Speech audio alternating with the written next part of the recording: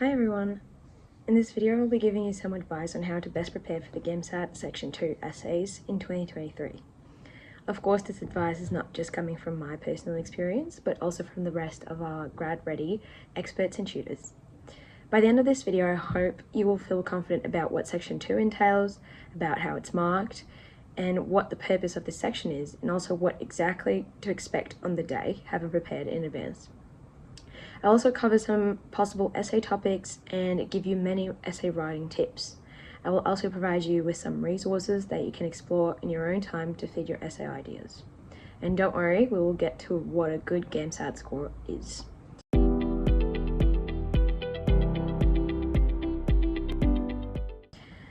So what is Section 2? Section 2 of the GAMSAT exam, also known as written communication, assesses your ability to express your thoughts in a logical and effective manner in response to two sets of stimuli. So according to Essay, it is meant to be a reflection of your ability to produce and develop ideas in writing. So Section 2 is more often than not the bane of most students sitting the exam, particularly those with a pure science background. As the only written section of the exam, students may commonly struggle with both their writing skills as well as the need to write under time pressure, which are some skills that may have been neglected up until now. So, regarding timing, as a whole, Section 2 lasts for 60 minutes and it is composed of 2 essays. With 60 minutes in total for these 2 essays, this means 30 minutes per essay.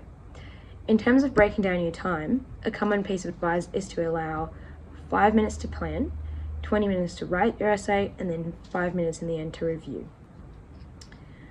Okay, so what about structure? So Section 2 consists of written responses, again, of 2 sets of stimuli, commonly referred to as Task A and Task B.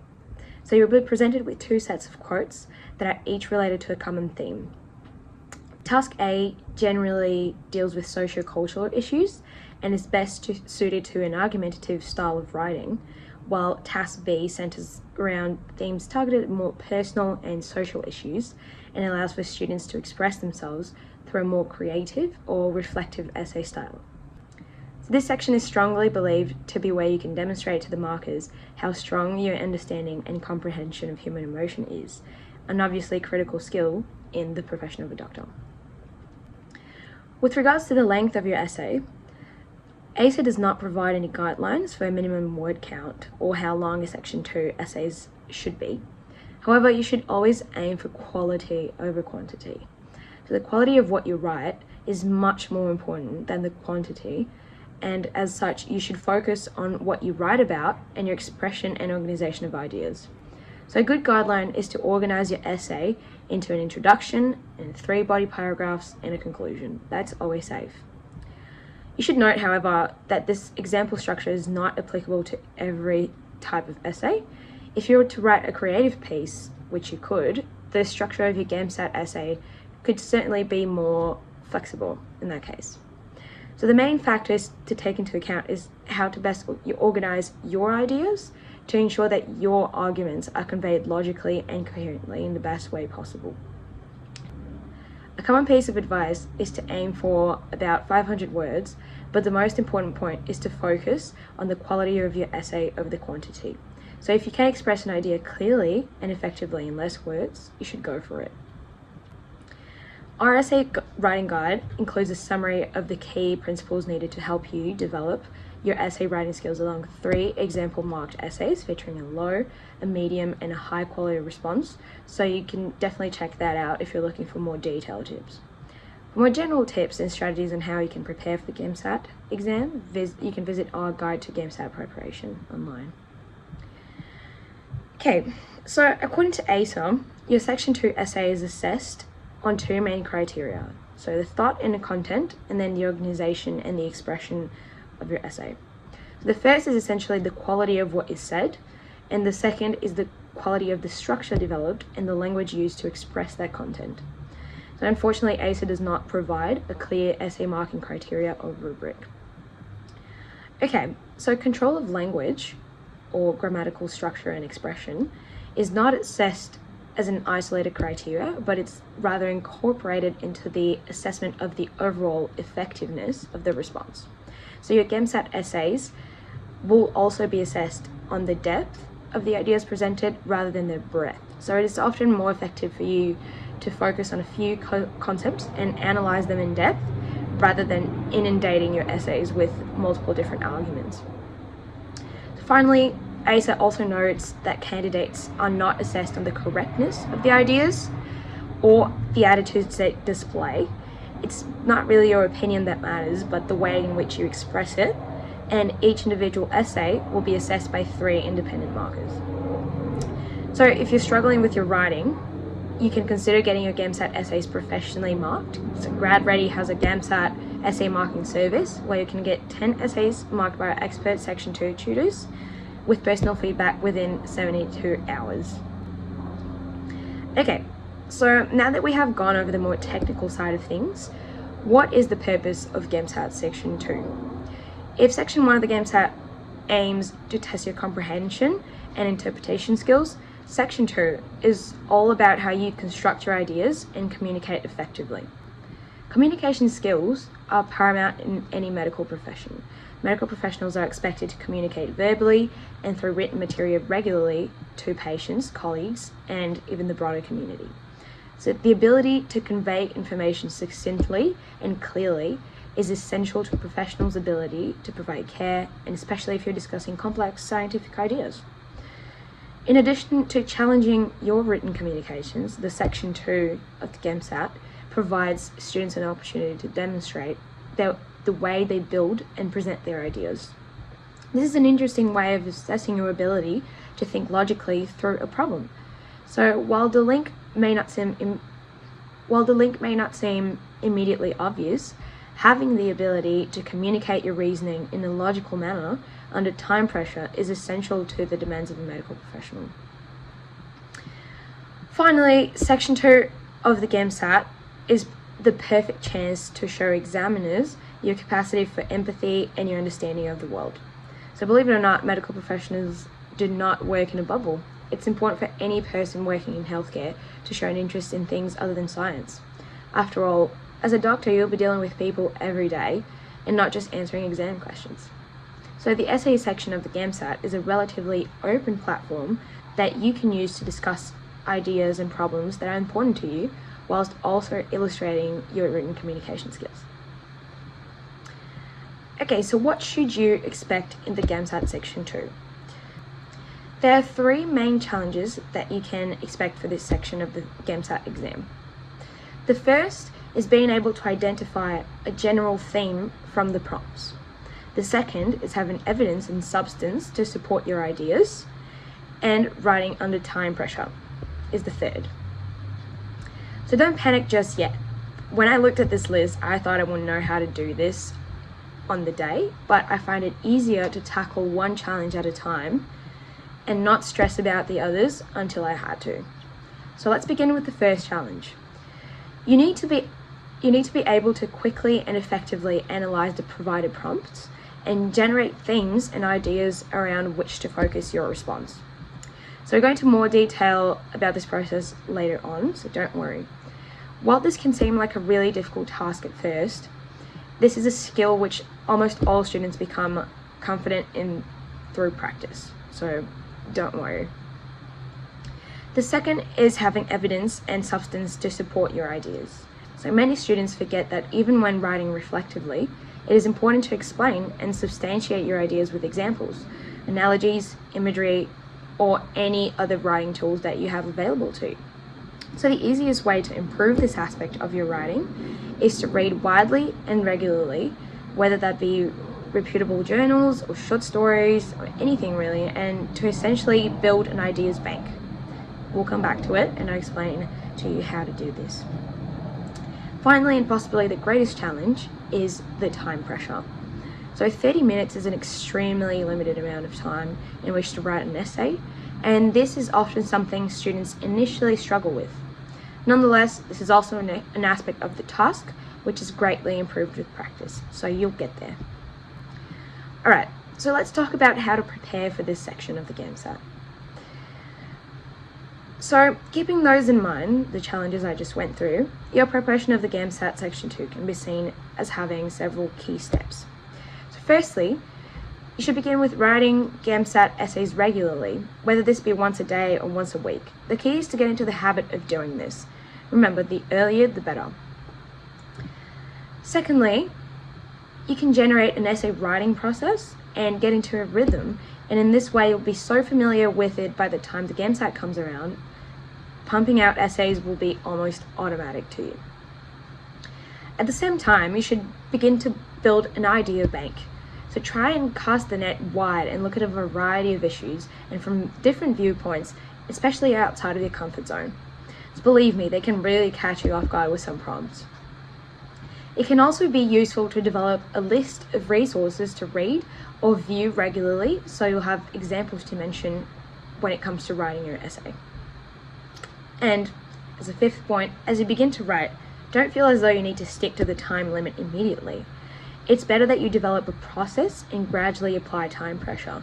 So Rome wasn't built in a day, and your essay writing skills won't either.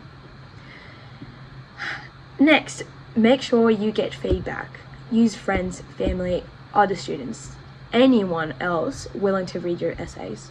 I personally relied on my study group, and we always felt comfortable sharing ideas with each other. Of course, I also used my housemates like there was no tomorrow. Accept their feedback and criticism and use it to improve your writing. Dealing with negative feedback is a great quality to have.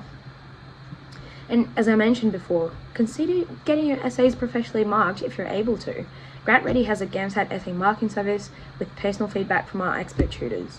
And then, finally, as you get closer to the finish line and you near the exam, begin to write under realistic conditions to stimulate the time pressure on the day, and you'll be fine.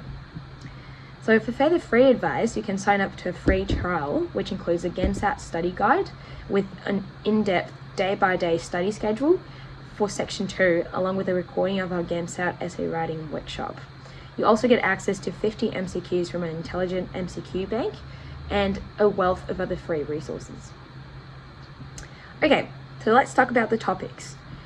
As I've mentioned, Section 2 consists of 2 different essays, Task A and Task B, each in response to their own set of stimuli. By stimuli, I mean the prompts, the quotes that they give you.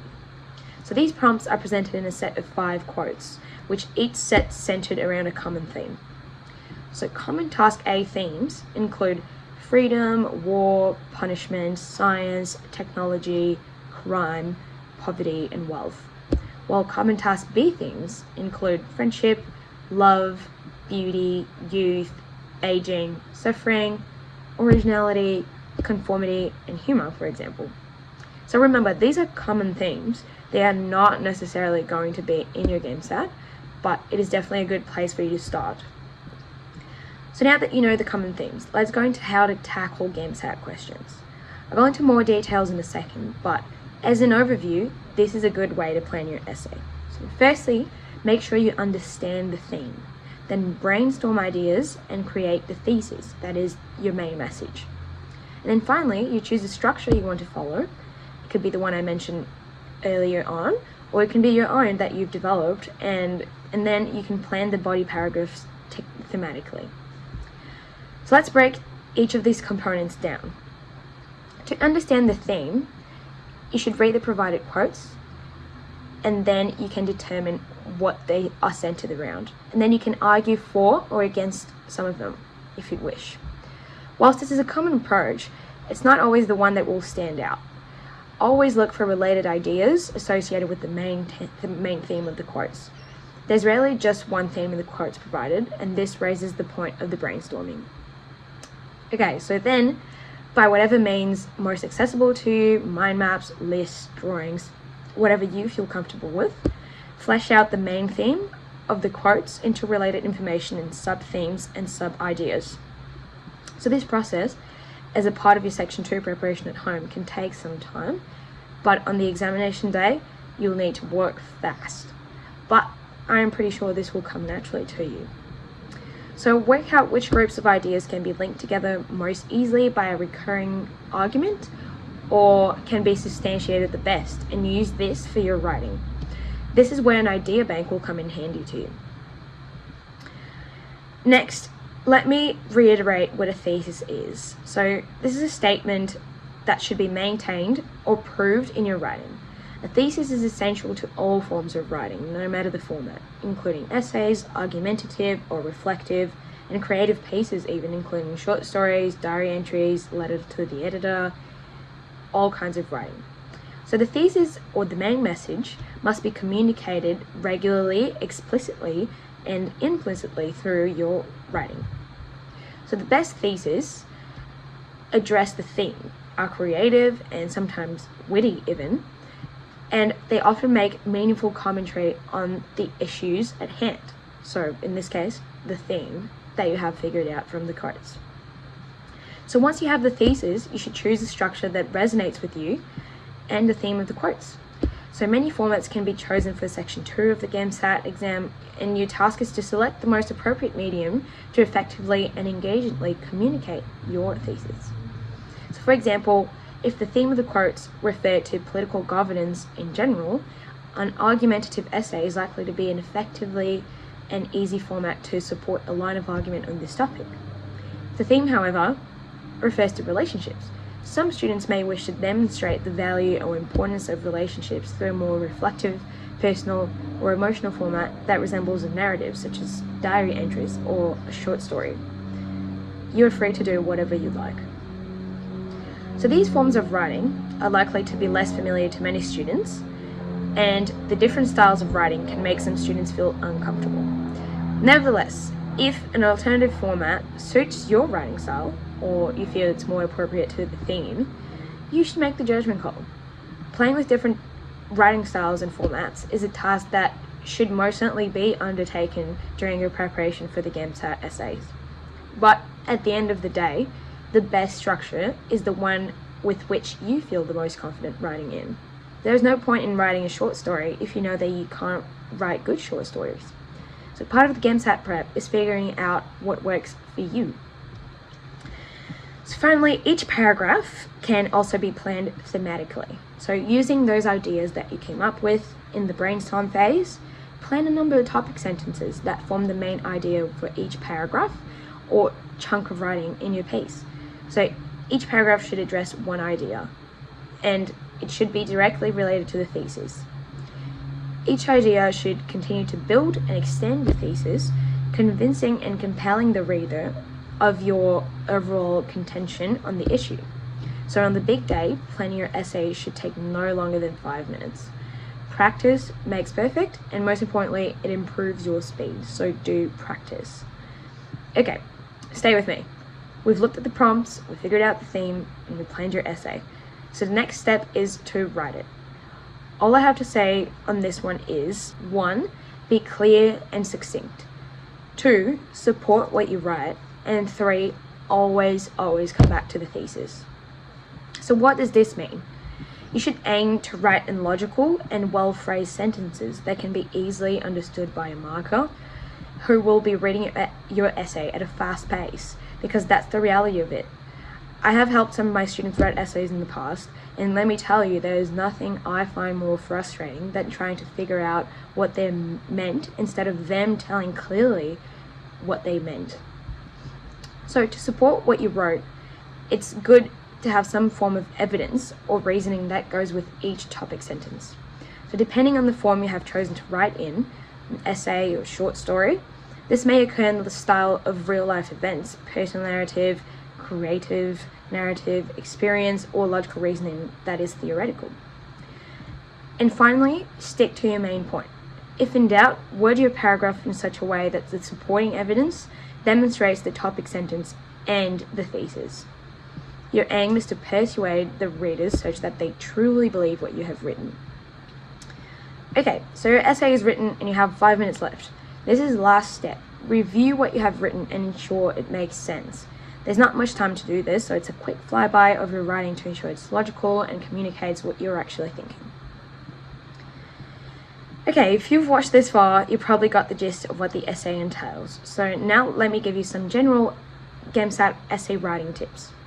So students often ask for specific pieces of advice to improve their essay writing, but such advice is more effective when it's specific to the individual. So really do consider getting your essays professionally graded. But I'll give you some general ones now. Let's start with sentence structure.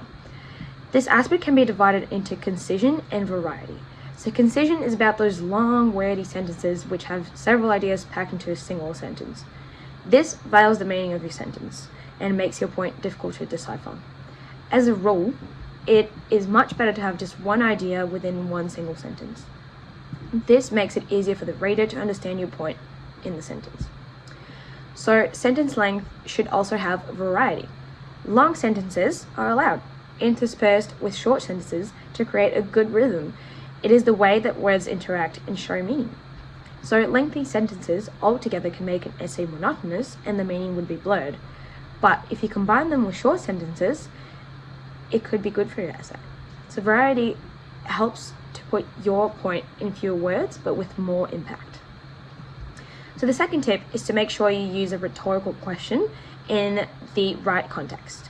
At one point or another, more students feel the impulse to use a rhetorical question. I know I have. So sometimes this can be to the detriment of their essays. So the GAMSAT Section 2, usually requires a response that is reflective or argumentative. As far as persuasion goes, the rhetorical question is quite effective, but only when used correctly and backed up with appropriate argumentation throughout the entire essay. So your argument itself should be the most effective feature of the essay. So before you decide to use it, you should ask yourself, is my argument strong enough to leave out the rhetorical question? Do I want to introduce a counter argument? What effect will the rhetorical question have? And does the question fall flat because the answer is too obvious? If you're not sure, it is best to try to convey your point in another way. So we've talked about structuring sentences and rhetorical questions. With a limited amount of time and a less than captive audience, it is important for you to make as big an impact as possible, as quickly as possible. So this is so you distinguish yourself from the hordes of competitors and improve your chances of being remembered by your markers. So one way to bring color to your writing is informing a narrative and the use of metaphors. So this is the third tip for you. So humans, as a part of their cognitive evolution, will always seek out patterns to make sense of any information that they are presented with. More so than patterns, they will also seek out narratives to establish causal relationships. This is something that can be used to your advantage. By simply presenting your writing as a sequence of causal relationships, you will grip your reader as they seek to understand the pattern and keep reading to determine the endpoint. Analogies are a great way to do this, and by any means, you should use them. Not only this, analogies can also be effective for triggering emotions. This is valuable because if people experience some elevation of emotion during their reading, not only will this make their experience more enjoyable, but also more memorable. Remember, whoever's marking your essay is also marking many, many others, so try to make sure yours is the one they remember for the great reasons. Okay, earlier in the video I briefly mentioned the idea bank, so let me go into a little bit more detail for you.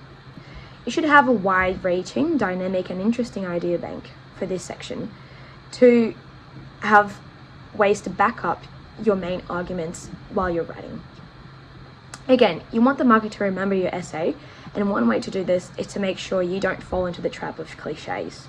If you can pull strong, unique examples to support your arguments, you will demonstrate a large knowledge base and will stimulate the essay markers. Note, however, that examples should directly relate to the theme and your discussion regarding it. If your example only makes up one sentence in the whole paragraph, that usually means the example is not detailed enough. Furthermore, many students like to use personal examples in their essays. These can be quite good as people can reflect on their lives and write about them in length. And these are great when they are paired with descriptive language about specific incidents and events in the life of a person. Nevertheless, in generating the essay idea bank, it is important for you to cast your net wide and look at a range of different issues.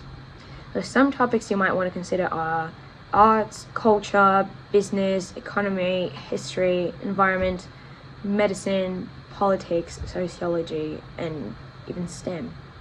So these categories will allow you to build ideas in a deliberate way, covering a broad spectrum of topics, while making sure that you cover all of your bases is important. So don't get caught up if you find yourself gravitating towards specific areas. The synthesis of efforts across these different areas of an extended period of time that makes a great GAMSAT essay. For me, the hardest part was to know where to start. So to help you build a GAMSAT essay idea bank, I'll go through some places you can start checking out.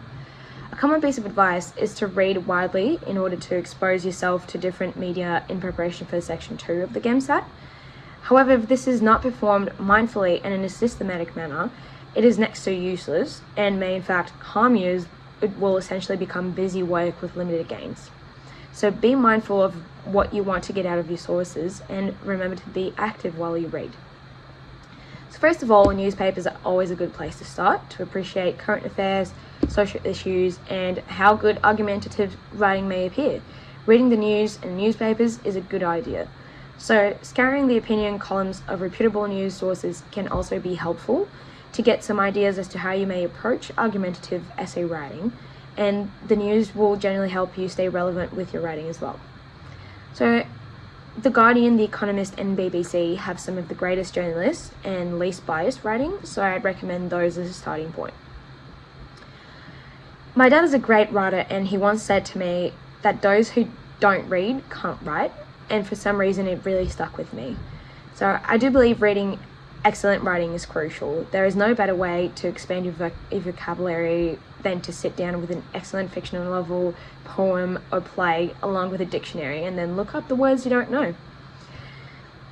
Well, utilizing a dictionary as you read will help you develop your vocabulary, and reading is just beneficial overall to expand your thoughts and enhance your personal development. There are many great authors out there, such as Oscar Wilde and George Orwell, but I will say that reading in general will help you with this. So pick an author you like and read away. It doesn't have to be the classics, just read. Other resources include essays, TV programs, and visual media such as TED Talks. They always have interesting ones coming out regularly, and if you're not a big fan of reading, this is also a great way of adding resources to your idea bank. Okay, we're almost there. I know this is a lot to take in, so GradReady has a PDF checklist on the website made just for Section 2. This can definitely help you organize your study schedule and figure out what you need to improve. The last thing I wanted to mention is the score. So what is a good score for Section 2? The same percentiles that apply to the overall exam score apply to the specific section scores. So a score of roughly 59 will place you around the average score for Section 2, that is the 50th percentile. And a score of around 65 will place you around the 75th percentile, or the top 25% of students. So students should typically aim for a score of 65 and above, as this is generally considered a good score, and anything over 70 is considered excellent. That said, what determines a good score for Section 2 is highly dependent on your performance across all of the sections of the exam. So Section 2 can be a difficult section for many students, particularly those with the pure science background, and as such, a lower score can be deemed good enough, provided you do well in the other sections to counterbalance a low Section 2 score. Alright, that is all. Thank you so much for watching, and I really hope this helped you and allowed you to kick off your Section 2 prep. And remember, ask for help, use every resource available to you, and be extremely organized. Good luck with your studies from everyone at GradReady.